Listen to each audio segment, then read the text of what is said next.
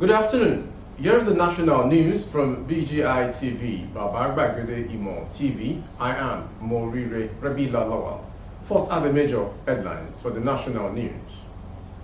Governor Akeredolu tells security agencies what to do to protect lives.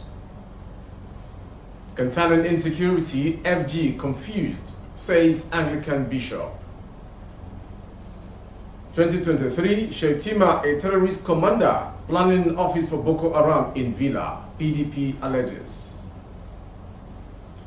3,500 repentant terrorists reintegrated into communities in Borno. Breaking news, NSCDC, CG commander's wife kidnapped in Nasarawa.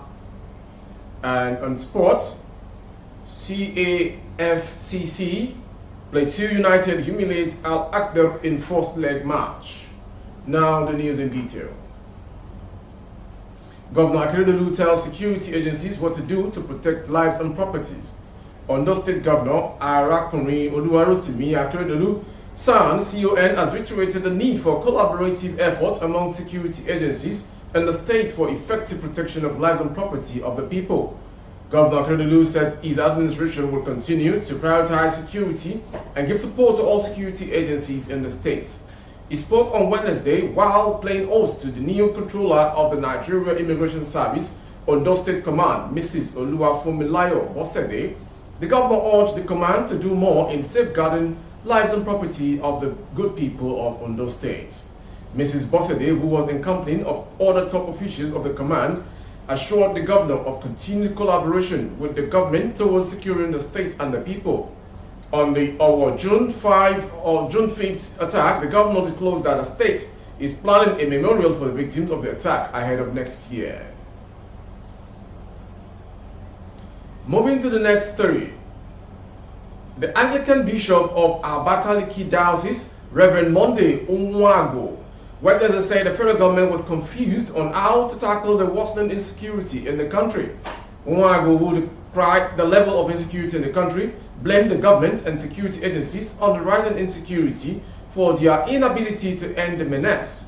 In a communique issued at the end of the fourth session of the 9th Synod of the Diocese of Abakaliki Anglican Communion, which was held at the St. James Anglican Church on Nwabonyi in Easy local government area of Ebonyi State, Onwago urged political actors to play by the rules of the game in the forthcoming general election to avoid further bloodshed.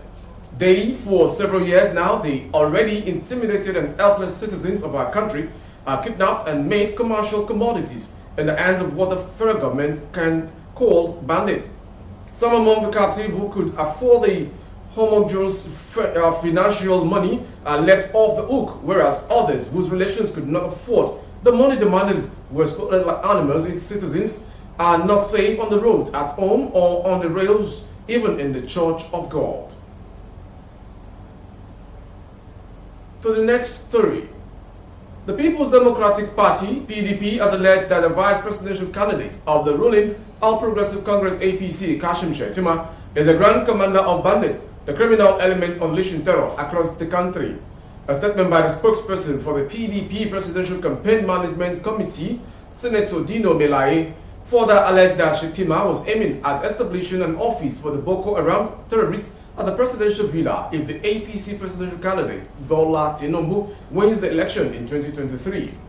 Overwhelmed by the conviviality of a civil atmosphere, Kashim Shettima, the grand commander of bandits and the running mate of the presidential candidate of All Progressive Congress APC, who has gathered enough funds from his field soldiers to be intoxicated as to engage in the verbal gibberish that is already permissible in Sambisa Forest.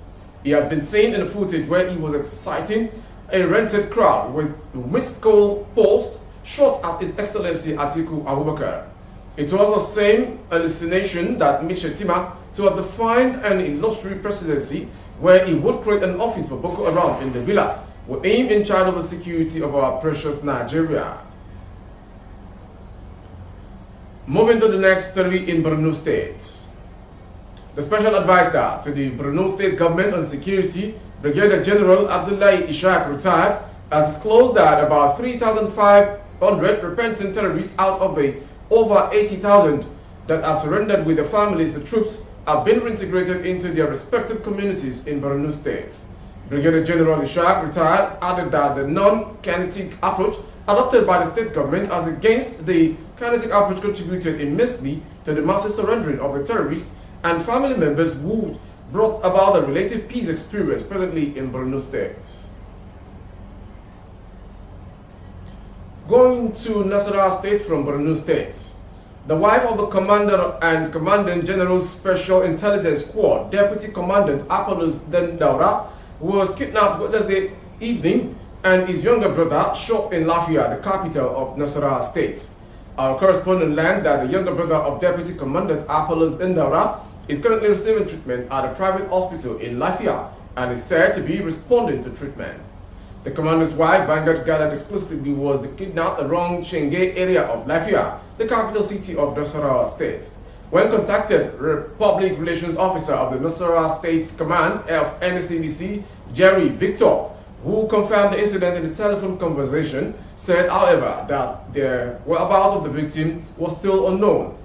Detail of the incident is still sketchy as at the time of filing this report. Going to the concluding story of the national news is sports.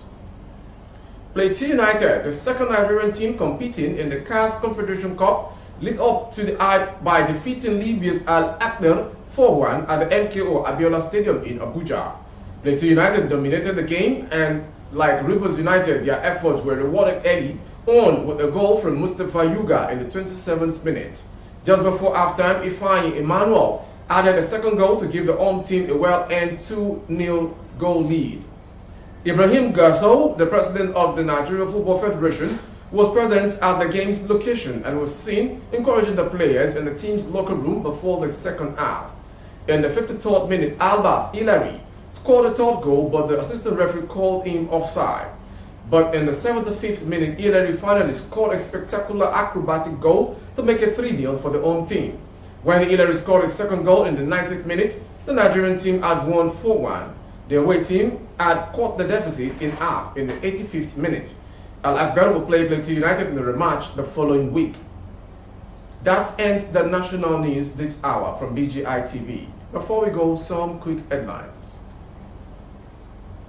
We brought to you, Governor Akeredolu tells security agencies what to do to protect life in the states. As regards insecurity, FG is confused, says Anglican Bishop. We also brought to you, Shaitima, a terrorist commander, planning office for Boko Haram in the villa, Senator Dino Melaye. And concluding part is a sport. Plateau United humiliates Al Akhdar in the first leg of their match. For more stories, you can link up on our YouTube handle, which is Babagede Imo TV. Kindly subscribe and click on the notification bell, select option all to access all of our broadcasts. On Facebook, Babagede Imo with Alawi Adebayo. Please like and follow the page. On Instagram, Babagede Imo _22 for advert placement of goods and services, coverage of event and function. Please dial the phone number streaming on your screen for advert placement only. Thank you for watching. I am Morire Rebila Lawa. Good afternoon.